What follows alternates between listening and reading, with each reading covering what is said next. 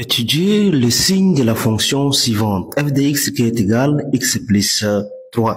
Dans cet exercice, on nous demande d'étudier le signe de cette fonction. Donc, pour étudier le signe d'une fonction, la première des choses à faire, c'est de déterminer son domaine de définition. Ici, comme la fonction est une fonction affine, on sait que toutes les fonctions affines sont définies dans R. Donc, DDF qui est égal à l'ensemble R.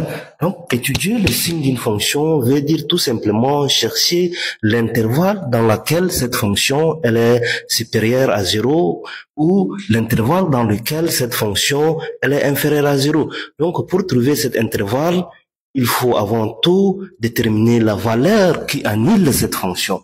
Donc, pour ça, qu'est-ce qu'on va dire? F de x est égal à 0 si et seulement si x plus 3 qui est égal à 0.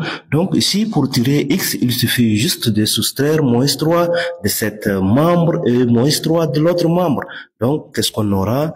X plus 3 moins 3 qui est égal à 0 moins 3. Ici, on simplifie le plus 3 et le moins 3, ça va nous rester x qui est égal à 0 moins 3, c'est moins 3. Donc, à partir de là, tu peux commencer à faire un tableau.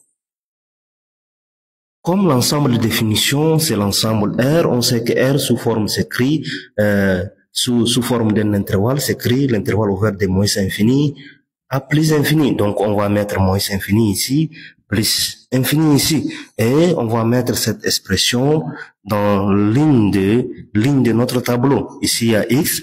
Donc, nous avons 3 ici. On va mettre le 3 quelque part ici, le moins 3 autant pour moi. Donc, ici, comme la fonction est une fonction affine, vous allez tout d'abord vérifier le coefficient de notre x. Si le coefficient est positif, comme celui-ci, vous allez directement commencer par un signe négatif et là où cette expression s'annule, après là où cette expression s'annule, vous allez automatiquement changer le signe. Donc ça devient plus.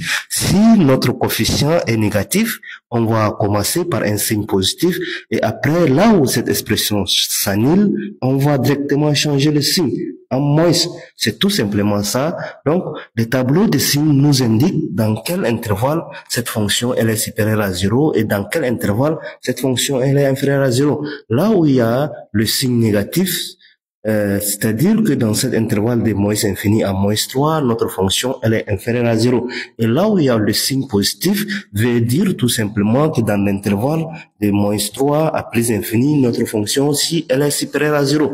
Donc, qu'est-ce qu'on va dire? Quel que soit x appartenant à l'intervalle ouvert de moins infini à moins 3, fermé, notre fonction elle est inférieure ou égale à 0. Donc, f de x elle est inférieure ou égale à 0. Et pour tout x appartenant à notre intervalle fermé de moins 3 à plus infini, notre fonction f, elle est supérieure ou égale à 0. Donc, supérieure ou égale à 0. Ce qui veut dire tout simplement, n'importe quelle valeur que vous prenez dans cet intervalle, la fonction si elle est nulle ou bien inférieure à 0. Et ici aussi, n'importe quelle valeur que vous prenez dans cet intervalle, la fonction f, elle est nulle ou bien supérieure à 0. Si vous avez des questions, n'hésitez pas à les laisser dans les commentaires, comme ça on peut vous répondre.